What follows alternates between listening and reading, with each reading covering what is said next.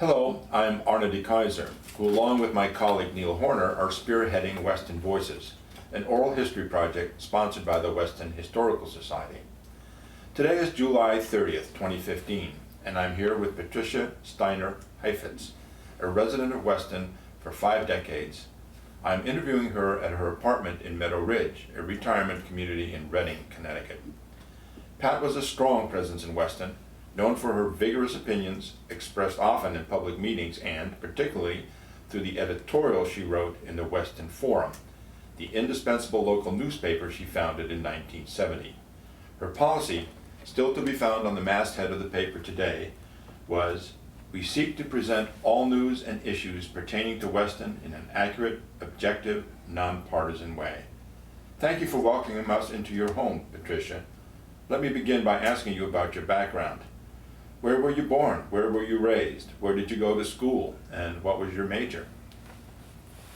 Well, I was born in Youngstown, Ohio, which is important now because I can barely breathe because it was the terrible air in Youngstown. And in the winter we went to Florida. And then my father died when I was 11 and we moved to Florida. So then I lived in Florida until I went to college. And I went to college by looking at a map and picking a place far away from Florida. And there it was called Wisconsin. And that is how I have a degree in the School of Journalism from the University of Wisconsin and also a degree in political science. Oh, and your husband Paul was also well known in Weston, of course, and very much respected for his volunteer work on the Planning and Zoning Commission and other boards, as well as for his wonderful paintings. When did you meet him, marry him, and when did you move to Weston, and why? What was so attractive about the town? Well, actually, we did not intend to live in Weston.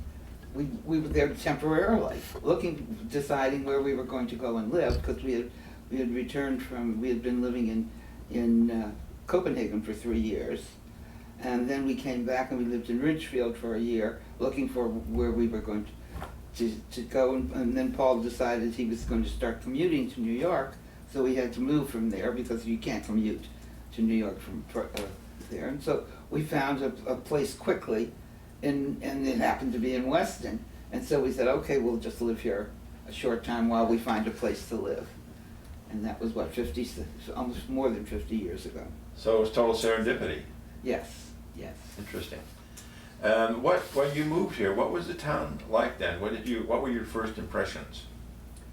Well, it was for us. It was just a place to be at the time, and of course we have kids. Unfortunately, we did not know that the school that my daughter that one of my daughters was going to go to had burned down, and so she couldn't go to school in Weston, and they sent the kids to Westport, to the temple there, where they had rooms during the week. And so, I mean, everything was very temporary as far as we were concerned. My in-laws lived in Clinton, Connecticut, so that was why we ended up in Connecticut at that point. So, but at some point you got very involved with the town. You started to know people and get acquainted. Tell us about that early period. Yes, at first, well, because when you have children, you start meeting people right away, and then I was pregnant. And I had one son who was 2, and my 2 daughters. One daughter was in the last class out of Staples High School from Weston, and then Marilee, who was in the one who was in the school that burned down, which is now the North House in Weston. And so that was, and I got involved because I was always very active in the League of Women Voters, and so I did work for the League of Women Voters, and that's how I ended up with the newspaper, because I started off with the League of Women Voters covering the first Charter Revision Commission that Weston had. And they called in everybody in from different groups in town and asked one question: what is the biggest lack in Weston? And everybody said lack of communication. So I realized this was foolish of me to be doing what I was doing, and I should go and start a newspaper, well, work on a newspaper. And there were no newspapers in Weston. Weston had absolutely no communication. And Westport was the closest one, and every time they would say the first selectman or the this or that, they meant Westport. They never meant Weston, because they never covered Weston at all. So I decided we had that's when we were buying the Rebson property, and there was a big vote, but of course no one knew how it came out. So I took a paper, and with my little typewriter, I wrote a thing, and I called it the Weston Forum, and we passed it out to people at the Memorial Day Fair. Between the parade and the fair, we passed out all these papers telling them what had happened in this referendum. So that was the first people knew about it. Anyway, and I thought that was the end of that as far as I was concerned. And then one of the people sitting there was Dick Voigt, who had spinning the restaurant in Westport he had started. Not the pepper mill? The pepper mill. And he said to me, he said, you know, you're going to have advertising. I said, for what? Because this was the end as far as I was concerned. And he said, well, you have to keep this up, you know. This is what Weston needs, is a newspaper, and I will keep my ad in there as long as you have the newspaper, as long as you keep it going. And I laughed. But sure enough, once the paper came out and they started calling me up about this and that and everything else. And we became the communication center. And then next thing I knew, it was the following week, and then the following week, and pretty soon it was August, and the first issue of the Weston Forum came out on August the 5th of 1970. And that's how it happened, and then it just keeps going. But everybody in town worked on that paper. In the first letters to the editor, it was either Jim Daniel or what's his name, Mort Schindel. One or the other wrote a letter and said in that this is what the news forum has done for Weston. It turns a discombobulated area into a town. That was, and I never forgot that. I thought that was a great thing. The paper was literally the town's paper. It was everybody's. I felt like, which I was. I mean, I was like the servant keeping it going, and that was it. Yeah. You mentioned the town, the changes in the town. Tell me a little bit about some of the changes that... Right, it was just starting to change, and what was causing this change was the fact that corporations were all building new headquarters because the laws have changed, and they were making, getting good tax deductions and all for building headquarters, and they were all building headquarters out in Westchester and in Connecticut, and the families were moving in. So all these families started moving into Weston. This was in the 50s and 60s? In the 60s, and then the early 70s. That's when the companies were all turning over all the time. They don't do that anymore because it's too expensive. But that's what they were doing at the time. And that's how Weston built.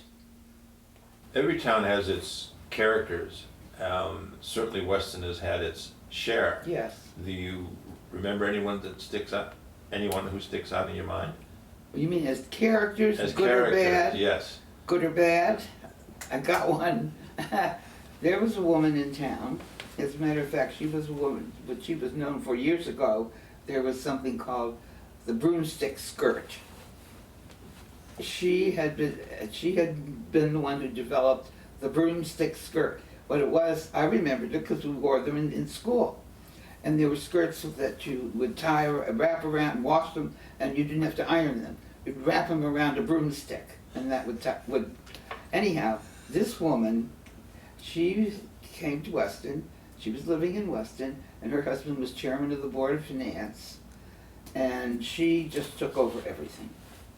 She would go into town hall and say, I am the Betty Frist, the wife of the chairman of the Board of Finance, and she would write things constantly and bring them in, beautifully typed, perfectly spelled, every word right, except none of them made any sense. Another memorable character? Any other one? Oh, there are lots of people who are. I mean, of course, people who did great things, like I think Fred Moore did great things for Weston. And an interesting thing they had in Weston, which they did not have women in any of the volunteer forces. We did not have a police department at the time, but we had marshals, and no women were ever allowed to be in any one of these agencies. The fire department, nobody. Anyway, one day, and the firemen used to have a stag dinner once a year, and they would honor one of their firemen. And one year I invited my husband. That was really close to the time I'd started the forum. And they invited my husband, and so he went. And he came home. I said, "What was that all about?" Because this was a stag. He said, "Well, they were really honoring you, but they couldn't invite me because I was a woman." It was just amazing that they did that. But anyhow, the interesting point is that's what they did, and how they honored one. They would honor one person. And when we had a police department then, and the chief complained to me one day because they didn't have sergeants and things, he said he can't give anybody any kind of honors. I said, well, do what the fire department does.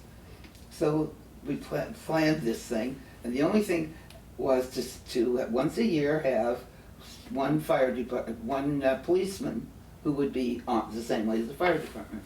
So interestingly, the first person who got appointed to that was Carl Filsinger, who is retiring this week.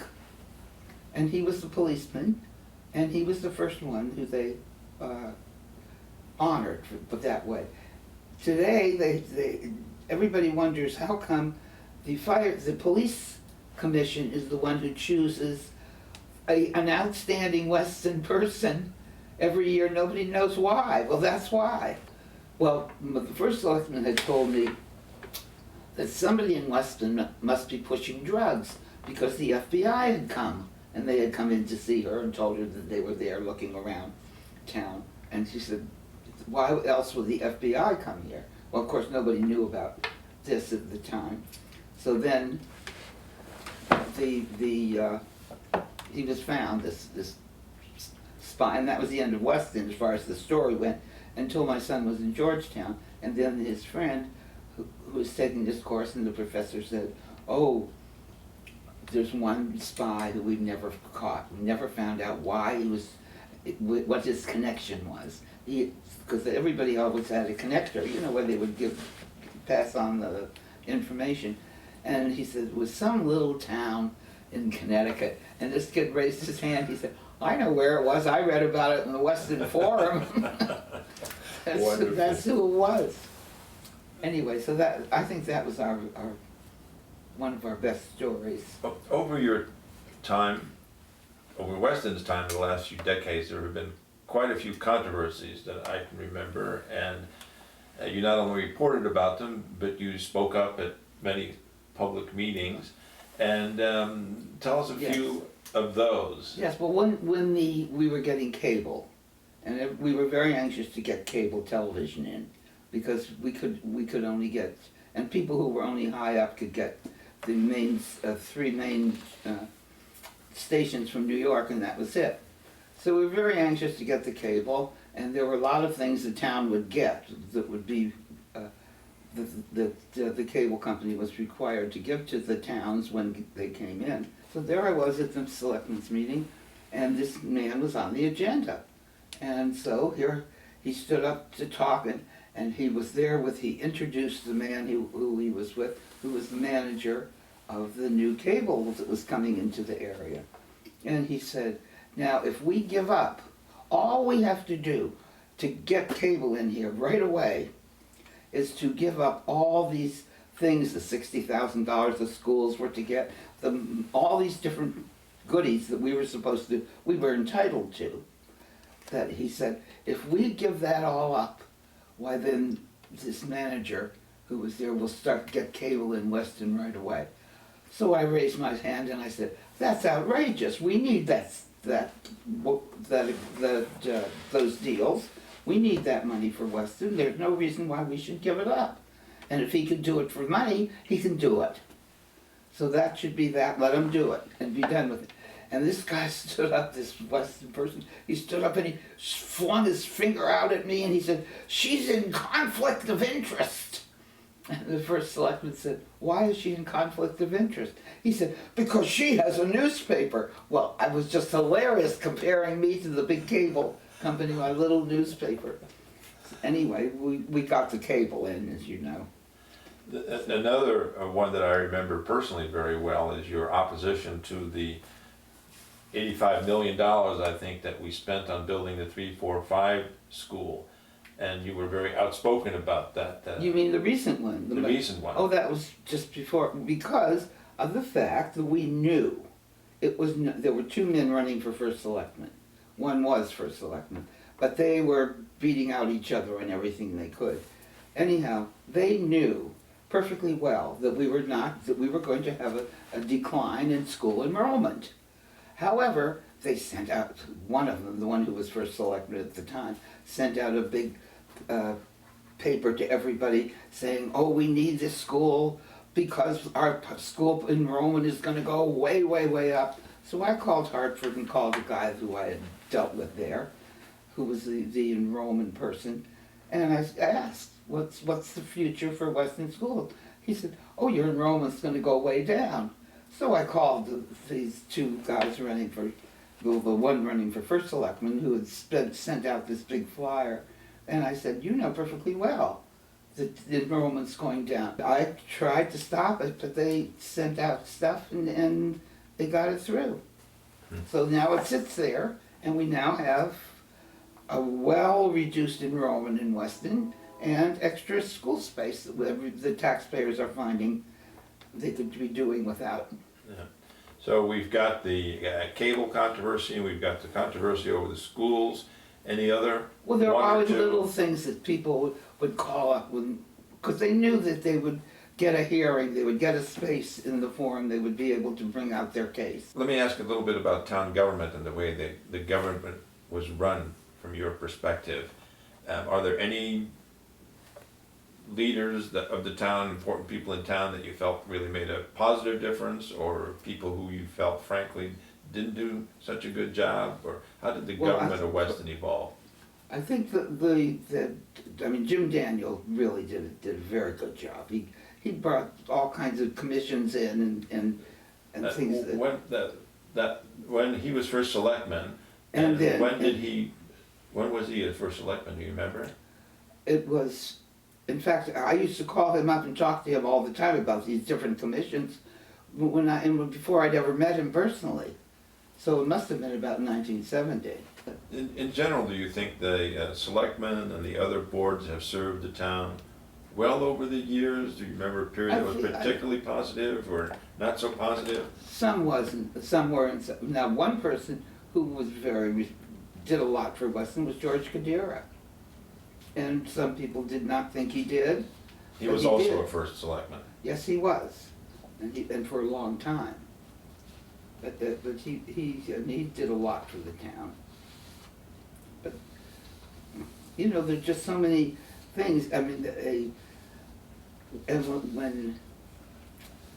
there's just so much. You just have to go read the whole history of the town. Take a look in the crystal ball. Do you envision any significant changes that might occur in Weston? Something about its character, for example. There's once again discussion about the shrinking of the grand list, the raising of the taxes, and how to make Weston more attractive, perhaps even consider a bit more commercial development. Do you have any thoughts about that? Well, of course, from the very beginning, that was what everybody said. Oh, if we had more, stores and things like that, well, then our taxes would go down, and we wouldn't. We tested it, and we did, in the League of Women Voters, we did research on it, and found out it just wasn't true. Because if you put in all of this kind of commercial area, building and all, you needed a paid fire department, which is incredibly expensive, which we do not have now. We still have a volunteer fire department, and you needed more. I mean, there's all kinds of services. You needed sidewalks certain places and all kinds of things that were very expensive that we didn't have to do. So it really wouldn't have helped at all. But people come up with that all the time. But if you watch carefully, you'll see, if you look at their names and look at who owns the property that they want to develop, and you'll see there's a connection. You spoke about George Guidera earlier, and I Yes. can't resist my memory of him standing, talking about commercial development. People have always talked a little bit about, Lions Plain would be a nice place to do it. In addition to the forum, what do you think your legacy will be in the town? I don't know if I would have a legacy. I mean, now, I don't think I know 5 people in Weston anymore. Because of the fact that people, when their children grow up, and now, I mean, there are so many people who've moved in, school taxes have gotten so high that so many people said, well, when my kids are out of school, I'm out of here. I'm not paying these taxes for other people's kids, but of course we're paying for theirs. However, that is, I think, one of the big problems in Weston. I think that's going to change, because I don't know what's going to happen with the new, I mean, not having SORPA anymore, the planning agency. That'll change, and one day will come when all the schools are under one control, under the state, or they'll have big school districts. I don't think Weston will be able to continue as its own. I don't think home rule will go on in Connecticut for a long time. I think it would be too bad, because I think home rule, of course, is the secret that keeps Weston the way it is, and that it is home rule. Let's wrap this up by asking you, what questions should I have asked you that I didn't ask you? Oh, well, listen, I mean, there are stacks of forums. You could go and read. Well, one time the IRS, after I'd had the forum a couple of years, the IRS called me in that this was a hobby. Because in the first place, a woman owning a newspaper, that had to be her husband, and it had to be a hobby. So they called me in, so when I came in, I had all these framed, Boy Scouts and all these different things, and I filled up a bag with those things, with all the honors, and then I filled up a bag with newspapers, and I went there. And they showed me into the office, and here was this guy on the telephone. So he pointed to a chair for me to sit down. I sat down, and he's still on the phone, and there I sat. So I took my bags and I went to his window, and I put all these framed honors all around the windows. And I took my stack of papers, and I sat down, and I showed him this was a real newspaper. It was not my hobby, and here were all these newspapers. And he was supposed to call me back and let me know what happened. I never heard from them, so I called up, and they said, oh, well, he seems to have resigned. So that was the end of him. So Pat, yes. Thank you so much for inviting us to talk with you this morning. And especially thank you so much for this contribution and your other contributions to the history of Weston. Thank you. Well, thank you.